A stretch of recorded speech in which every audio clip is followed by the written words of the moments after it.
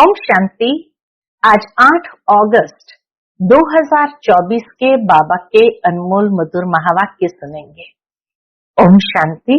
मीठे बच्चे, बाप, टीचर और सतगुरु ये 3 अक्षर याद करो तो अनेक शिफ्तें यानी विशेषताएं आ जाएगी। आज की मुरली से प्रश्न है, किन बच्चों को हर कदम में पद्मों की कमाई जमा होती रहती है?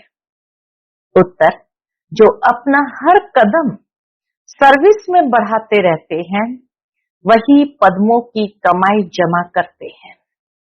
अगर बाबा की सर्विस में कदम नहीं उठाएंगे तो पद्म कैसे पाएंगे? सर्विस ही कदम में पद्म देती है। सर्विस ही कदम में पद्म देती है। इसी से पद्मा पद्म पति बनते हो। आज की मुरली से दूसरा प्रश्न है, किस राज को जानने के कारण तुम बच्चे सभी के कल्याणकारी बनते हो? कौन सा राज जानने के कारण तुम बच्चे सभी के कल्याणकारी बनते हो? उत्तर, बाबा ने हम बच्चों को ये राज समझाया है कि सभी की एक ही हट्टी है, यहां सबको आना ही है। ये बहुत गुह्य राज है। इस राज को जानने वाले बच्चे ही सबके कल्याणकारी बनते हैं। ओम शांति। रूहानी बाप के रूहानी बच्चे यह तो हर एक जानते होंगे कि बाबा हमारा बाप भी है, टीचर भी है और सतगुरु भी है। बच्चे जानते हैं, जानते हुए भी घड़ी घड़ी भूल जाते हैं। यहाँ जो बैठे हैं वो जानते तो होंगे ना, परंतु भूल जाते हैं। दुनिया वाले तो बिल्कुल नहीं जानते। बाप कहते हैं, सिर्फ ये 3 अक्षर भी याद रहे तो बहुत सर्विस कर सकते हो। ये 3 अक्षर ही याद रहे तो बहुत सर्विस कर सकते हो। प्रदर्शनी अथवा म्यूजियम में तुम्हारे पास बहुत आते हैं। घर में भी मित्र संबंधी आदि बहुत आते हैं। कोई भी आए तो समझाना चाहिए कि जिसको भगवान कहा जाता है वह बाबा भी है, टीचर भी है और सतगुरु भी है। बाबा कहे चाहे घर में हो या चाहे प्रदर्शनी, मेले या म्यूजियम में हो, लेकिन ये बात हर एक को स्पष्ट समझानी है कि ये 3 स्वरूप ईश्वर के मुख्य है। यह याद हो तो भी ठीक और कोई की याद नहीं आए। अगर एक की याद से बोर हो जाए तो दूसरा, दूसरे से तीसरा, तो बाबा कहे फिर और कोई की याद न आए। और कोई को तो ऐसे कह न सके। तुम बच्चे जानते हो हमारा बाबा बाप भी है, टीचर भी है, सतगुरु भी है। कितना सहज है। परंतु कोई कोई की तो ऐसी पत्थर बुद्धि है जो ये 3 अक्षर भी बुद्धि में धारण नहीं कर सकते हैं, भूल जाते हैं। बाबा हमको मनुष्य से देवता बनाते हैं क्योंकि बेहद का बाप है ना, तो वो आकर हमें मनुष्य से देवता बनाते हैं। बेहद का बाप है तो जरूर बेहद का वर्षा ही देंगे। बेहद का वर्षा है देवताओं के पास। इतना सिर्फ याद करे तो घर में भी बहुत सर्विस कर सकते हैं। बाबा हम बच्चों का फोकस यही खिंचवाना चाहते हैं कि बच्चे घर के हर सदस्य को भी तुम ज्ञान की बूंदे दो, उन्हें स्पष्ट ज्ञान समझाओ। तो इसीलिए बाबा कहे बेहद का वर्षा देवताओं के पास। इतना सिर्फ याद करे तो घर में भी बहुत सर्विस कर सकते हो, परंतु यह भी भूल जाने के कारण इसको बता नहीं सकते। घड़ी घड़ी भूल जाते हैं क्योंकि सारे कल्प में भूले हुए हैं। अब बाप बैठ समझाते हैं। वास्तव में ये ज्ञान बहुत सिंपल है। बाकी याद की यात्रा से संपूर्ण बनना है, इसमें मेहनत है। ज्ञान बहुत सिंपल है, बाकी संपूर्ण बनना है याद की यात्रा से, तो उसमें थोड़ी मेहनत है। बाबा हमारा बाप भी है, शिक्षा भी देते हैं, वर्षा भी देते हैं, पवित्र भी बनाते हैं, क्योंकि पति पावन बाप है। सिर्फ कहते हैं कि सबको यही कहो कि मुझे याद करो। बाबा की सर्विस में जरा भी कदम नहीं उठा तो वह फिर पदम कैसे पाएंगे। इसलिए बाबा की सर्विस जब करते हैं तो हर कदम बाबा की याद में हो तो पदम पा सकेंगे। बाबा की सर्विस में जरा भी कदम नहीं उठा तो वह फिर पदम कैसे पाएंगे। पदम पति तो सर्विस से ही बन सकते हैं। सर्विस ही कदम में पदम ले आती है। सर्विस के लिए बच्चे कहां कहां से भागते रहते हैं, कितने कदम उठाए जाते हैं, पदम तो उन्हों को मिलेगा ना। यह भी बुद्धि कहती है पहले शूद्र को ब्राह्मण बनाना पड़े। ब्राह्मण ही नहीं बनाएंगे तो क्या बनेंगे। सर्विस तो चाहिए ना। बच्चों को सर्विस का समाचार भी इसलिए सुनाया जाता है कि टेम्पटेशन हो, अंदर में प्रेरणा प्राप्त हो, उत्साह आए। सर्विस से ही पदम मिले हैं। सिर्फ एक बात ही सुनाओ, बाबा कहे सिर्फ एक बात ही सुनाओ जो दुनिया में और कोई नहीं जानते। बेहद का बाप बाप है, परंतु बाप का कोई को भी पता नहीं है। सिर्फ ऐसे ही गॉड फादर कहते रहते हैं। वह टीचर है, यह तो कोई की बुद्धि में नहीं होगा। स्टूडेंट की बुद्धि में हमेशा टीचर याद रहता है। जो पूरी रीति नहीं पढ़ते हैं उनको क्या कहा जाएगा। बाबा कहे जो पूरी रीति नहीं पढ़ते हैं उनको अनपढ़ा कहा जाता है। बाबा कहते हैं हर्जा नहीं है, तुम कुछ भी न पढ़े हुए यह तो समझ सकते हो ना कि हम भाई भाई है। हमारा बाप बेहद का है।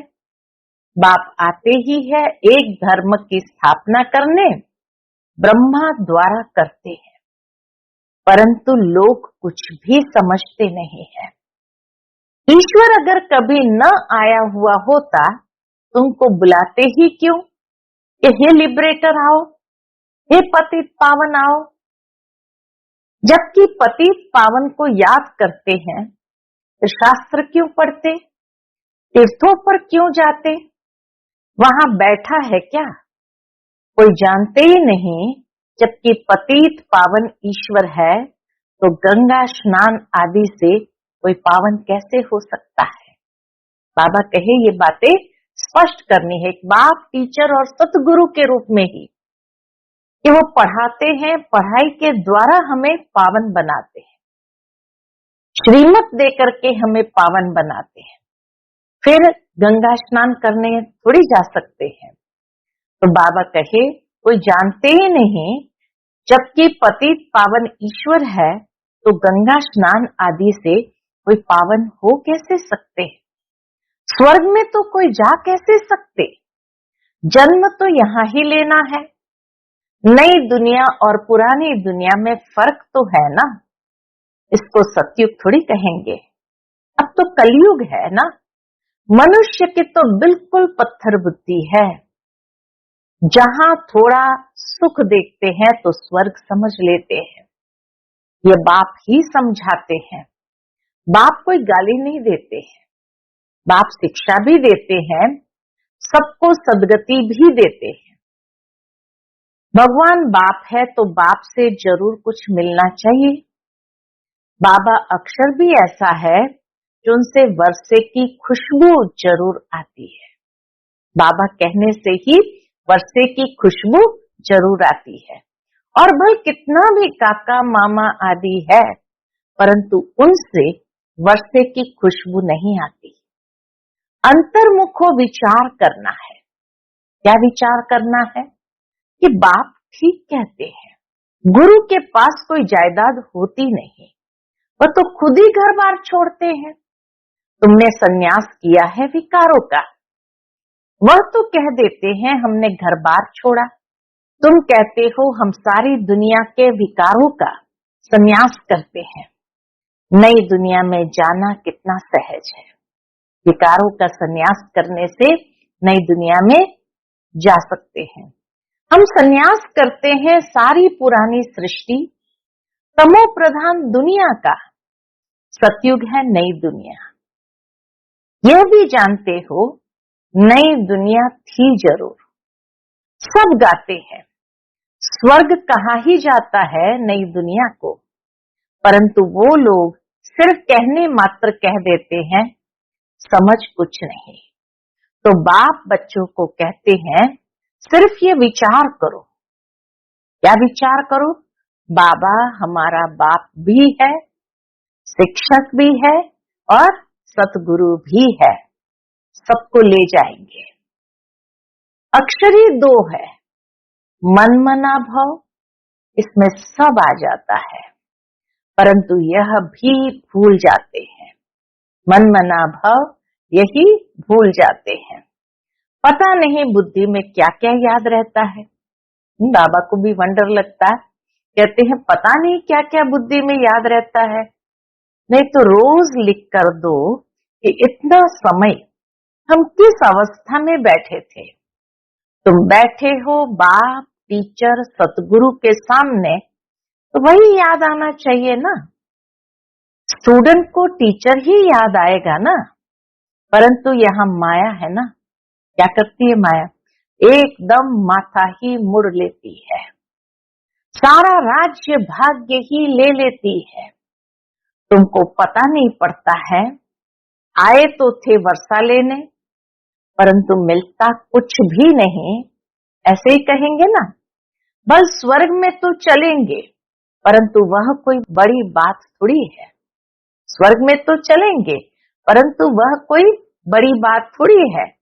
यहाँ आए भल, परंतु पढ़े नहीं। बाबा के पास आए भल, परंतु पढ़े नहीं, फिर स्वर्ग में तो जाएंगे ना। यहाँ तो बैठे हैं ना, समझते हैं स्वर्ग में जाना है, फिर क्या भी बने। कई लोग सोचते हैं स्वर्ग में तो जाने को मिलेगा, फिर क्या भी बने। वह तो पढ़ाई नहीं हुई ना, थोड़ा भी सुना तो उसका फल मिल जाता है। पढ़ाई से तो बड़ी स्कॉलरशिप मिलती है। बाप से ऊंच पद पाना है तो पुरुषार्थ करना पड़े। पढ़ाई याद होगी तो 84 का चक्र भी याद आ जाएगा। यहाँ बैठने से सब याद आना चाहिए, परंतु यह भी याद आता नहीं है। अगर याद आए तो किसको सुनाए भी। अगर याद आए तो बाबा कहे फिर किसको सुनाए भी। चित्र तो सबके पास है। शिव के चित्र पर तुम कोई को सुनाएंगे तो कभी गुस्सा नहीं करेंगे। बाबा कहे और बात सुनाने से गुस्सा भी आ जाए, लेकिन अगर शिव बाबा के चित्र पर तुम कोई को भी सुनाएंगे तो कभी गुस्सा नहीं करेंगे। बोलो आओ तो हम आपको बताएं कि यह शिव बेहद का बाप है ना, इनके साथ आपका क्या संबंध है। ऐसे फालतू चित्र तो नहीं होगा। शिव के लिए जरूर कहेंगे ये भगवान है। भगवान तो निराकार ही होता है, उनको बाप कहा जाता है। यह शिक्षा भी देते हैं। शिव बाबा बाप भी है, इसलिए तो बाबा कहते हैं। वह शिक्षा भी देते हैं। तुम्हारी आत्मा शिक्षा लेती है, आत्मा ही सब कुछ करती है। टीचर भी आत्मा बनती है। बाप भी इस रथ पर आकर पढ़ाते हैं। सतयुग की स्थापना करते हैं। वहां कलयुग का नाम निशान ही नहीं, मनुष्य कहां से आएंगे। सर्विसेबल बच्चों को सारा दिन ख्याल चलते रहते हैं। सर्विस नहीं करते तो समझा जाता कि बुद्धि नहीं चलती। जैसे बुद्धू बैठे हैं, बाप को समझ नहीं सकते, पतित पावन बाप को याद करने से ही वर्षा मिलेगा। याद करते करते मरेंगे तो बाप की सब मिल्कियत मिलेगी। अंतमते सुगति। बेहद के बाप की मिल्कियत है स्वर्ग। बच्चों के पास बैज भी है। घर में मित्र संबंधी आदि तो बहुत आते हैं, कोई मरता है तो भी बहुत आते हैं। उन्हों की भी तुम बहुत अच्छी सर्विस कर सकते हो। शिव बाबा का चित्र तो बहुत अच्छा है, बल बड़ा ही रख दो, इसमें कोई कुछ कहेंगे नहीं। ऐसे नहीं कहेंगे कि ये ब्रह्मा है, यह है गुप्त। तुम गुप्त भी समझा सकते हो। सिर्फ शिव का चित्र रखो और सब चित्र उठा दो। ये शिव बाबा बाप, टीचर, सतगुरु है। आज की सारी मुरली बाबा की बाप, टीचर, सतगुरु है। यह आते हैं नई दुनिया की स्थापना करने। और कब आते हैं? संगम पर ही आते हैं। यह ज्ञान तो बुद्धि में है ना। बोलो, शिव बाबा को याद करो और किसी को भी याद नहीं करो। शिव बाबा पतित पावन है। वह कहते हैं मुझे याद करो तो तुम मेरे साथ आकर मिलेंगे। तुम गुप्त सर्विस कर सकते हो। यह लक्ष्मी नारायण इस नॉलेज से ही बने हैं। कहेंगे शिव बाबा निराकार है, वो कैसे आते हैं? अरे तुम्हारी आत्मा भी तो निराकार है, वह कैसे आती है? वह भी ऊपर से आती है ना, पाठ बजाने। यह भी बात आकर समझाते हैं। बैल पर तो आ न सके, बोलेगा कैसे? बैल पर अगर आए तो बोलेगा कैसे? साधारण बूढ़े तन में आते हैं, समझाने की भी बड़ी युक्ति चाहिए। बूढ़े ब्राह्मण तन में परमात्मा आते हैं। कोई कहते तुम भक्ति नहीं करते हो। बोलो, हम तो सब कुछ करते हैं। युक्ति से चलना होता है। इसको उठाने लिए सोचना चाहिए, क्या युक्ति रचे। कोई को नाराज भी नहीं करना है। गृहस्थ व्यवहार में रहते सिर्फ पवित्र रहना है। तुम कहते हो बाबा सर्विस नहीं मिलती है। नहीं, बच्चे बाबा को कहते बाबा सर्विस नहीं मिलती। क्या कहेंगे बाबा? अरे सर्विस तो बहुत कर सकते हो। गंगा जी पर जाकर बैठ जाओ। बोलो, ये पानी में स्नान करने से क्या होगा? क्या पावन बन जाएंगे? तुम तो भगवान को कहते हो हे पतित पावन आओ, आकर पावन बनाओ। फिर वह पतित पावन है या यह? वह पतित पावन है भगवान या यह? ऐसी नदियां तो ढेर है। बाप पतित पावन तो एक ही है। ये पानी की नदियां तो सदैव है ही। बाप को तो पावन बनाने के लिए आना पड़ता है। आते भी है पुरुषोत्तम संगम युग पर, आकर पावन बनाते हैं। वहां कोई पतित होता नहीं। नाम ही है स्वर्ग, नई दुनिया। अभी तो है पुरानी दुनिया। इस संगम युग का तुमको ही पता है और कोई समझ न सके। बाप तो अनेक प्रकार की सर्विस की युक्तियां समझाते हैं। फिर बाबा कहे बुद्धू भी न बनो। कहते हैं अमरनाथ पर भी कबूतर होते हैं। पिजन पैगाम पहुंचाते हैं। कबूतर के लिए कहा जाता संदेशवाहक है। पिजन यानी कबूतर पैगाम पहुंचाते हैं। ऐसे नहीं परमात्मा का पैगाम ऊपर से कबूतर लाएंगे, यह भी सिखलाते हैं। उनके पांव में लिख कर बांधेंगे तो ले जाएगा। उनको सहज रीति दाना मिलता है तो और कहां भटकने की दरकार नहीं। तुमको भी यहाँ दाना मिलता है। तुम्हारी बुद्धि में है विश्व की बादशाही, जो यहां से मिलती है। वह फिर समझते हैं दाना यहाँ मिलता है तो फिर हिर जाते हैं। तुम तो चैतन्य हो, तुमको अविनाशी ज्ञान रत्नों का दाना मिलता है। शास्त्रों में भी चिड़ियाओं ने सागर को सुखाया, बहुत कथाएं लिख दी है। मनुष्य कहते सत, कोई भी कथा सुनेंगे मनुष्य कहेंगे सत, फिर कहते हैं सागर से देवता निकले, रत्नों की थालियां भर कर ले आए, कहेंगे सत। अब समुद्र से देवता कैसे निकलेंगे? समुद्र में मनुष्य व देवता रहते हैं क्या? कुछ भी समझते नहीं। जन्म जन्मांतर झूठी पढ़ते सुनते रहते हैं, इसलिए कहते हैं झूठी माया झूठी काया झूठा सब संसार। सच्चे और झूठे संसार में कितना रात दिन का फर्क है। झूठ बोलते बोलते क्या हो गए, एकदम इंसॉल्वेंट बन पड़े हैं। तुम कितना युक्ति से समझाते हो, फिर भी कोर्टों में कोई कोई बुद्धि में बैठता है। यह है बहुत सहज ज्ञान और सहज योग।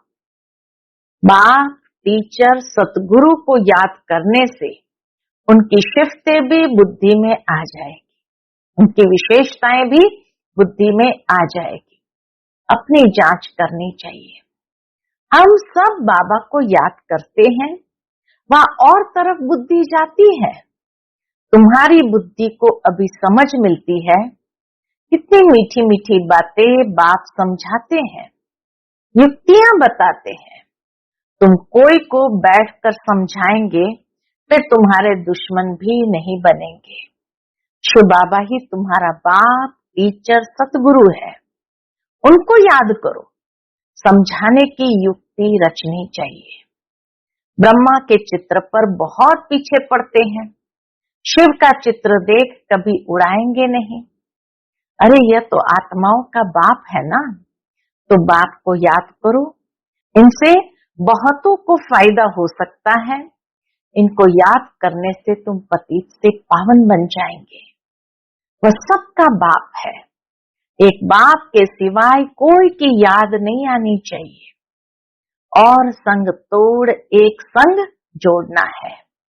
यह है किसके कल्याण करने की युक्तियां। दावत यह है किसके कल्याण करने की युक्तियां। बाप को याद ही नहीं कर सकेंगे तो पावन कैसे बनेंगे? घर में भी तुम बहुत सर्विस कर सकते हो, बहुत मित्र संबंधी आदि तुमको मिलेंगे। भिन्न भिन्न युक्तियां रचो, बहुतों का कल्याण कर सकते हो। हट्टी तो एक है ना, बाबा कहे हट्टी तो एक ही है, और कोई हट्टी है नहीं तो जाएंगे कहाँ? अच्छा, मीठे मीठे सिकिलदे बच्चों प्रति माता पिता बाप दादा का याद प्यार और गुड मॉर्निंग। रूहानी बाप की रूहानी बच्चों को नमस्ते। हम सभी रूहानी बच्चों की रूहानी माता पिता बाप दादा को याद प्यार, गुड मॉर्निंग और नमस्ते। नमस्ते, शुक्रिया बाबा, शुक्रिया। आज की मुरली से धारणा के लिए मुख्य सार है। पहली पॉइंट, गृहस्थ व्यवहार में बहुत युक्ति से चलना है, कोई को नाराज भी नहीं करना है, पवित्र भी जरूर बनना है। दूसरी पॉइंट, एक बाप से अविनाशी ज्ञान रत्न का दाना ले अपनी बुद्धि रूपी झोली भरपूर रखनी है, बुद्धि को भटकाना नहीं है। पैगंबर बन सबको बाप का पैगाम देना है। आज का बाप दादा का मधुर वरदान हम बच्चों के प्रति है, बेहद के वैराग्य वृत्ति द्वारा सर्व लगाव से मुक्त रहने वाले सच्चे राज ऋषि भव। बेहद की वैराग्य वृत्ति द्वारा सर्व लगाव से मुक्त रहने वाले सच्चे राज ऋषि भव। राज ऋषि अर्थात एक तरफ राज्य, दूसरे तरफ ऋषि अर्थात बेहद के वैरागी। अगर कहां भी चाहे, अपने में चाहे व्यक्ति में, अगर कहां भी चाहे अपने में चाहे व्यक्ति में चाहे वस्तु में कहाँ भी लगाव है तो राज ऋषि नहीं। राज ऋषि अर्थात बेहद के वैरागी। अगर कहीं भी लगाव है, चाहे अपने में, चाहे व्यक्ति में, चाहे वस्तु में, तो राज ऋषि नहीं। जिसका संकल्प मात्र भी थोड़ा लगाव है, उसके दो नाव में पांव हुए, फिर न यहाँ के रहेंगे न वहां के। इसलिए राज ऋषि बनो, बेहद के वैरागी बनो, अर्थात एक बाप दूसरा न कोई, ये पाठ पक्का करो। आज का स्लोगन है, क्रोध अग्नि रूप है जो खुद को भी जलाता और दूसरों को भी जला देता है। क्रोध अग्नि रूप है जो खुद को भी जलाता है और दूसरों को भी जला देता है। इसीलिए बाबा कहते क्रोध से मुक्त रहो। अच्छा, ओम शांति।